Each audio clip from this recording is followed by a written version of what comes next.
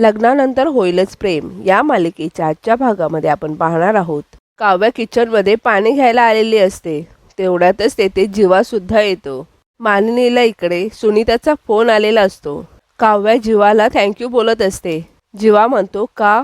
यावर काव्या म्हणते कारण मालिनी काकू मला विरोध करत होत्या तरी सुद्धा तू मला पार्थकडे घेऊन गेला म्हणून. जीवा म्हणतो त्यात काय एवढं? काव्या म्हणते तुझ्यामुळे मला त्यांना बघता आलं, भेटता आलं. तुझ्यासाठी नसेल पण माझ्यासाठी आहे. एखादा माणूस जगण्याची आशा सोडून देतो तशीच मी सुद्धा आशा सोडून दिली होती. मला पार्थला भेटता येईल की नाही, त्यांना बघता येईल की नाही, खरंच आशा सोडून दिली होती. मालिनी काकू अडवत होत्या तरी सुद्धा तू मला पार्थ देशमुखांसमोर नेऊन उभं केलंस. जीवा म्हणतो त्या क्षणी तू जिथे हवी होतीस मी फक्त तेथे तुला नेऊन सोडलं, एवढंच केलं.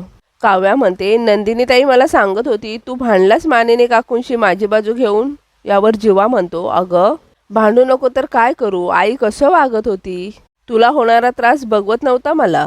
काव्या म्हणते मला होणारा त्रास बघवला नाही तुला. जीवा म्हणतो अगं हो, कारण जेव्हा तुझ्या हातावर जळता दिवा बघितला ना तेव्हाच माझ्या पायाखालची जमीन सरकली होती. म्हणजे डोंट टेक इट अदरवाईज. मी काही जलस वगैरे झालो नव्हतो, पण तू ज्या प्रकारे दादासाठी हे सगळं करत होतीस ते बघून खूप अभिमान वाटला मला तुझा. आणि त्याच वेळी हा प्रश्नसुद्धा पडला की ही तीच काव्या आहे. काव्या म्हणते मी नक्की कुठली काव्या होते त्या मुमेंटला लक्षात नाही मला. हां, पण त्यावेळी मला जे पार्थसाठी करावं वाटलं, जे योग्य वाटलं ते मी केलं. जीवा म्हणतो आणि ते सर्व देवापर्यंत नाही पण पार्थ दादाच्या मनापर्यंत पोचलं आणि म्हणूनच तो परतला. आपल्या माणसाचा हात सुटण्याच्या जाणीवेने आपला श्वास थांबतो ना, तशीच जाणीव पार्थदादाला झाली असेल आणि म्हणून तो थांबला असेल तुझ्यासाठी. जीवा म्हणतो खरं तर पार्थदादा आज तुझ्यामुळे आपल्यात आहे, तुला थँक्स. फायनली दादा आता बरा झालाय, फायनली सगळं ठीक झालंय. यावर काव्या म्हणते खरंच सगळं ठीक झालंय जीवा. सगळं ठीक तेव्हाच होईल जेव्हा तू नंदिनी ताईला आनंद निवास पुन्हा मिळवून देशील. सांगितलंय ताईने मला, डोंट वरी. घरात अजून कुणालाही माहीत नाहीये, फक्त मला माहिती आहे. पण तू हिंमत हारू नकोस जीवा, नंदिनी ताई आहे तुझ्यासोबत. यावर जीवा म्हणतो नाही, ती खूप चिडली आहे माझ्यावर. यावर काव्या म्हणते हो, कारण तिला तिच्याशी कोणी खोटं बोलायला आवडत नाही, कुणी फसवणूक केलेला आवडत नाही. एक वेळ ती तिचं नुकसान करणाऱ्याला माफ करेन पण तिची फसवणूक करणाऱ्याला कधीच नाही. तेवढ्यातच तेथे पिहू येते. पिहू येऊन हॅलो असं म्हणते. पिहू या दोघांकडे सुद्धा एकटक बघत असते. पिहूला जीवा आणि काव्याने एकत्र घालवलेले काही प्रेमाचे क्षण पिहूला आठवत असतात. पिहू त्या दोघांनाही विचारते तुम्ही दोघं इथे काय करताय. जीवा म्हणतो मी पाणी प्यायला आलो होतो. काव्या म्हणते आणि मी पाणी भरायला आले होते. जीवा म्हणतो मला सांग इतक्या लेट तू इथे काय करतेस. यावर पिहू म्हणते ते मला आहे ना क्रेविंग झाले आईस्क्रीम खायची म्हणून मी आले होते, तुम्ही दोघं खाणार ना. यावर काव्या म्हणते नाही नको, मी पडते, तुम्ही दोघं खा ना, गुड नाईट असं म्हणून काव्या तेथून निघून जाते. काव्या गेल्यानंतर जीवा पिहूला म्हणतो पिहू मला सुद्धा आईस्क्रीम नको आहे, तू खा आणि तुझं आईस्क्रीम खाऊन झालं ना की लगेच झोपायला जायचं, उगाच टाइमपास करू नकोस. यावर पिहू हो असं म्हणते. जीवा सुद्धा गुड नाईट असं म्हणून तेथून निघून जातो. त्यानंतर पिहू विचार करत असते हे दोघे खोटं तर नाही ना बोलत आहेत, म्हणजे या दोघांचं काही सुरू तर नाही आहे ना. दुसरीकडे सुनीता मालिनीला म्हणत असते अगं एवढ्या लवकर तू तिच्या शब्दावर विश्वास तरी कसा ठेवू शकतेस. मालिनी म्हणत असते नाही त्यांचं काहीही सुरू नाही आहे. सुनीता म्हणते मी तुला मागच्या वेळी सांगितलं होतं ना सगळा दिखावा आहे ग. यावर मालिनी म्हणते अगं जळता दिवा हातात घेतला होता तिने, याला तू दिखावा म्हणतेस सुनीता. हे बघ हे करण्यासाठी ना हिम्मत लागते आणि मनात प्रेम लागतं, जे प्रेम काव्याला आता कळत नाहीये ते मला कळतंय.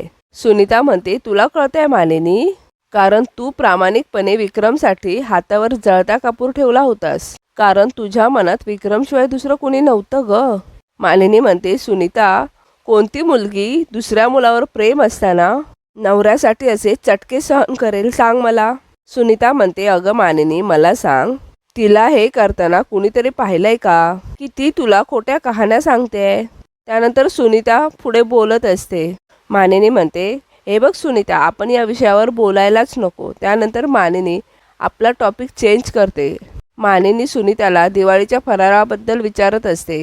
सुनीता म्हणत असते, हे बघ मानिनी, मला कळतंय तू विषय बदलतेस, पण मला सांग, विषय टाळून प्रश्न सुटतात का?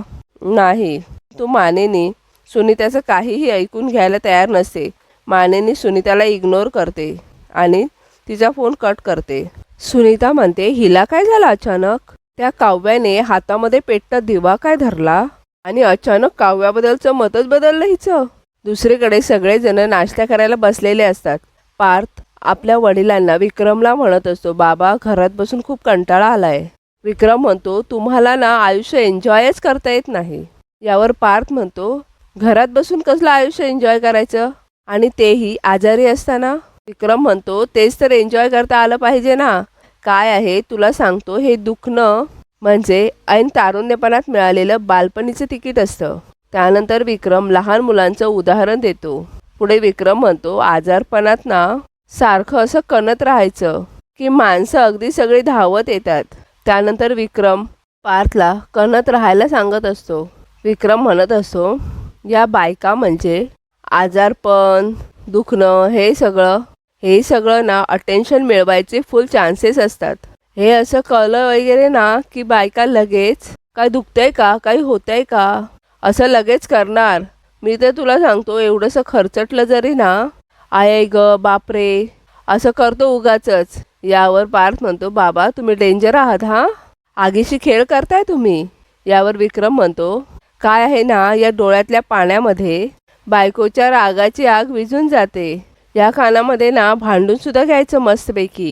ती तिची शस्त्र टाकते नेहमी, आपलं दुखतंय खुपतंय म्हटल्यावर सॉरी म्हणायला तयार असते ती. यावर पार्थ म्हणतो, ओके ओके, तुम्ही आता जी काही ज्ञानाची देवाणघेवाण केलेली आहे त्या बदल्यात आता काय हवे आहे ते सांगा की. विक्रम म्हणतो, आत्ता कसं काय आहे ना पार्थ, तू आत्ता जर काही फरमाईशी केल्यास ना तर लगेच मान्य होतील. म्हणून काहीतरी बनवायला सांगायचं. म्हणजे बाजारात गाजर बिजर येत आहेत ना आता, तर माँ के हात का गाजर का हलवा वगैरे तसं. अरे मानिनी आहे ना, मी सांगितलं तर ते करणार नाही, तू सांगितलं ना तर ते लगेच करेल आणि मलाही या सगळ्याचा आस्वाद घेता येईल. एवढ्यातच तेथे मानिनी आणि नंदिनी दोघीही येतात. मानिनी म्हणते, कशाचा आस्वाद? विक्रम म्हणतो, अगं बायका किती हळव्या असतात त्याबद्दल सांगत होतो. पुढे विक्रम म्हणतो, पण तुला सांगतो पार्थ, घरातल्या बायका हसत असल्या ना तर घर किती प्रसन्न असतं, म्हणजे सुख अंगी लागतं. एवढ्यातच तेथे जीवा येतो. विक्रम जीवाला गुड मॉर्निंग असं म्हणतो.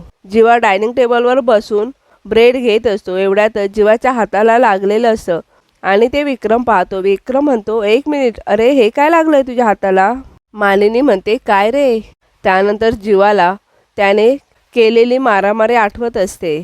जीवा म्हणतो, ते सकाळी कपाट सरकवत होतो ना तेव्हा थोडा हात चिमटला माझा. यावर विक्रम म्हणतो, कशाला? त्यानंतर विक्रम नंदिनीला विचारत असतो, नंदिनी, या सगळ्या आजारपणात तुला विचारायचंच राहून गेलं, आनंद निवासची ॲनिव्हर्सरी कशी झाली ग? नंदिनी जीवाकडे बघत असते. त्यानंतर नंदिनी म्हणते, चांगली झाली बाबा, थोडी पडझड झाली, काम निघालं थोडं, पण जीवा आहेत ना मग निश्चिंत आहे. त्यानंतर तेथे रम्या आणि वसू आत्या आलेल्या असतात. वसू आत्या म्हणते, नंदिनी असं काय काम निघालं ग आनंद निवासमध्ये? रम्या म्हणते, नाही म्हणजे फार पडझड झाली नाही ना? आत्या म्हणते, सांग ना. विक्रम म्हणतो, ठीक आहे, तो त्यांच्यातला विषय आहे ना, ते लोक बघून घेतील काही ते. वसू आत्या म्हणत असते, ठीक आहे, यापुढे मी काहीच विचारणार नाही. त्यानंतर मानिनी वसू आत्याला पोहे देते. नंदिनी म्हणते, मी काव्याला बोलवून आणते. एवढ्यातच रम्या म्हणते, नंदिनी, मी येता गेस्ट रूममध्ये डोकावलं होतं, पण काव्या कुठेच दिसली नाही मला, कुठे आहे ती? तेवढ्यातच काव्या तेथे येते. नंदिनी म्हणते, ही काय आलीच? काव्याला तेथे आलेली बघून रम्या व वसू आत्याला खूप मोठा धक्का बसतो. रम्या काव्याला विचारते, काव्या, तू पार्थच्या रूममधून कशी आलीस? नाही म्हणजे तू सध्या गेस्ट रूममध्ये राहतेस ना, म्हणून विचारलं. यावर काव्या म्हणते, रम्या, ही माझी पण रूम आहे, तेथूनच येणार ना मी पण. त्यानंतर काव्या म्हणते, ब्रेकिंग न्यूज, मी माझ्या रूममध्ये परत आली आहे रम्या. यावर आत्या म्हणते, नाही म्हणजे पार्थमुळे तुला अभ्यासात डिस्टर्ब होत होतं म्हणून शिफ्ट झाली होतीस ना? यावर काव्या म्हणते, छे हो, मी असं कधी म्हणाले आत्याबाई की मला पार्थमुळे डिस्टर्ब होत आहे? आत्या म्हणते नाही, पण तू गेस्ट रूममध्ये शिफ्ट झालीस ना म्हणून मी एक अंदाज बांधला, बाकी काहीच नाही. काव्या म्हणते मला कळतच नाही, उगाच कशाला अंदाज बांधत बसता तुम्ही आत्याबाई? मला काय वाटतं माहिती आहे, तुमचे अंदाज चुकीचे ठरवायलाच मी या घरात आले. यावर मालिनी म्हणते काव्या बस ना पार्थच्या शेजारी. हे ऐकून पार्थ खूप खुश होतो. काव्यासुद्धा गालातल्या गालात हसत असते. यावर रम्या म्हणते मामी तुला चालणार आहे? नाही म्हणजे तू हिला हॉस्पिटलमध्ये सुद्धा पार्थच्या जवळ येऊ दिलं नव्हतंस म्हणून विचारलं. म्हणजे तुमच्यामध्ये जे काही वाद भांडणं जे काही होतं ते सगळं मिटलंय का? यावर मालिनी काव्याला म्हणते काव्या आपल्यात काही भांडण झालं होतं? काव्या म्हणते छे हो. काव्या म्हणते अगं रम्या, आमच्यातलं भांडण म्हणजे ना मोबाईल नेटवर्कसारखं. ते नेटवर्क चांगलं असतं, कधी कधी सिग्नल वीक होतो, पण महत्त्वाचं काय, बोलायची इच्छा कमी होत नाही ना. काय मालिनी काकू? मालिनी सुद्धा मानेने हो असं म्हणते. यावर रम्या म्हणते म्हणजे तू माफ केलं काव्याला? मालिनी म्हणते रम्या अगं काव्याने काही एवढी मोठी चूकच केली नव्हती की तिला माफ वगैरे करावं एवढी. आता बघ ना तुम्ही दोघी जे काही महिने फक्त स्वतःचाच विचार करताय त्यांनाही मी माफ केलंय. मग? यावर आत्या म्हणते मानिनी. विक्रम म्हणतो बरं बरं बस झालं आता.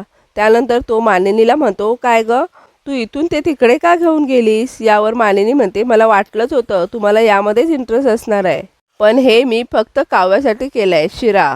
त्यानंतर मालिनी काव्याला शिरा देत असते. विक्रम पार्थला म्हणत असतो पाहिलास?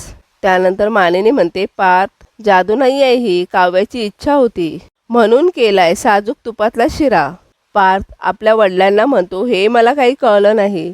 यावर विक्रम म्हणतो अरे आमच्या लग्नाला इतकी वर्ष झाली मला अजून कळलं नाही तर तुझं काय? असं म्हणून दोघेही हसत असतात.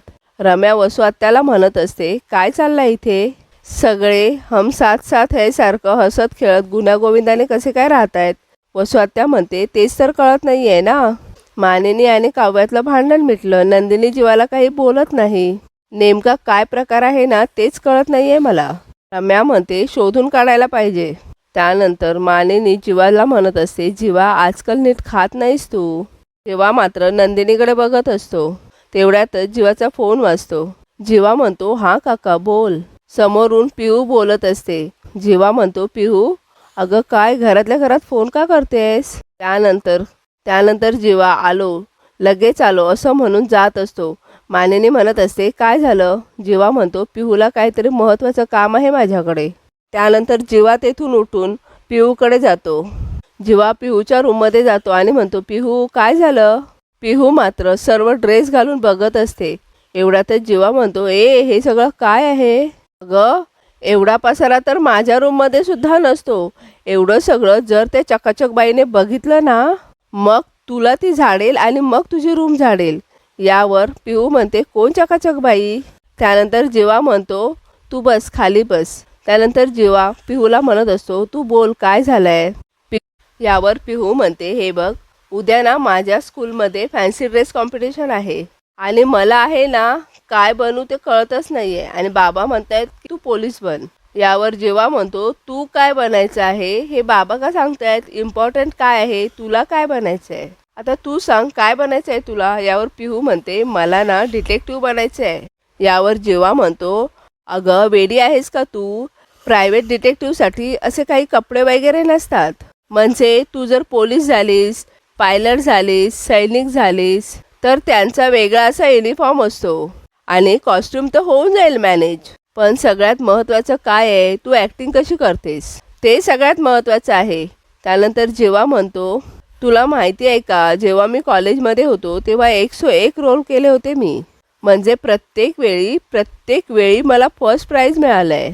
आणि सगळ्यात महत्त्वाचा किस्सा जेव्हा मी लास्ट इयरला होतो ना मी आमच्या क्लासरूममध्ये मस्त टीचर बनून गेलो होतो.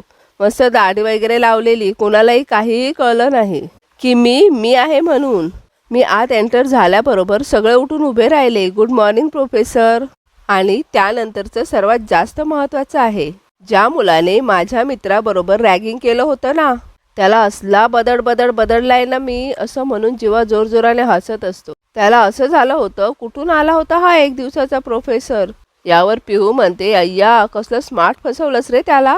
जीवा म्हणतो येस. पिहू म्हणते आणि त्याला कळलं पण नाही. जीवा म्हणतो नाही, त्याला कळलं पण नाही.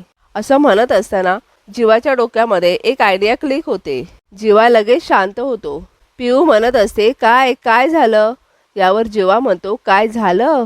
त्यानंतर जीवा हातानेच पिहूची पप्पी घेतो आणि म्हणतो, आज तुझ्यामुळे ना माझ्या आयुष्यातलं खूप मोठं कोडं सुटलंय. थँक्यू असं म्हणून जीवा कोणाला तरी फोन लावत असतो आणि फोनवर बोलत असतो. तेथून निघून जातो. हे बघून पिहू म्हणत असते, आता मी काय बनवू उद्या?